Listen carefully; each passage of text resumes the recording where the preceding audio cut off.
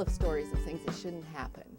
But one time I was standing in front of a group of 500 women, and my job on this cold night was to tell them how if they gave their life to Jesus, if they surrendered to God, that their life would have meaning and purpose, and things would come together. The problem was that my life was in a place of terrible poverty, and I didn't have meaning and purpose.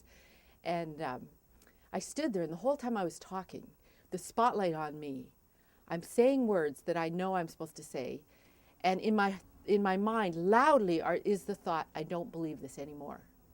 I walked off the platform, I walked out of the church, that this was in a big hall at a church, and drove home and cried, and I thought, this is the end. And it was the end of a long period leading up to a severe depression and darkness and a dark night of the soul that I just felt so trapped in my life.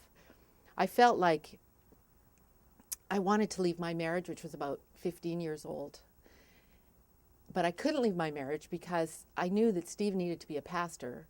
And in our denomination, you can't be a pastor and not have your wife. I wanted to leave the church, but I couldn't leave the church because he was a pastor and I was the pastor's wife. You know, I wanted to leave the city, but I couldn't leave the city because that's where we lived. And if I left the city, it would affect his.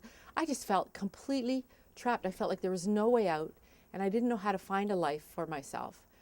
And I couldn't understand it because I had heard the idea that if you put your ladder on the wrong building and climb to the top, you're going to end up in some kind of crisis.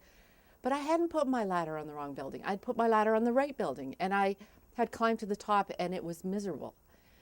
And I went into such a dark time, and I even had to leave our bedroom and sleep alone because I would wake up in the middle of the night just terrified and have night terrors, and there was no peace for me. I was tortured. I wanted to die every day. And then one day I read in the scriptures where the scriptures say that there are treasures in darkness. And I started to think, is this true? If there's treasures in darkness, then I'm going to just have to wait here.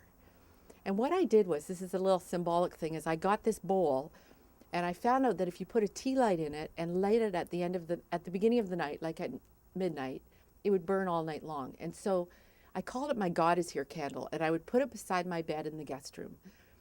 And I would fall asleep, and then I'd wake up a couple hours later with terror, and I would look, and I would see the God is Here candle, and I would think, God is here. And throughout that whole time, what held me, was it my prayer, was it my going to church, or even the community, because I was so isolated in my soul. It was my God is Here candle, and just waiting.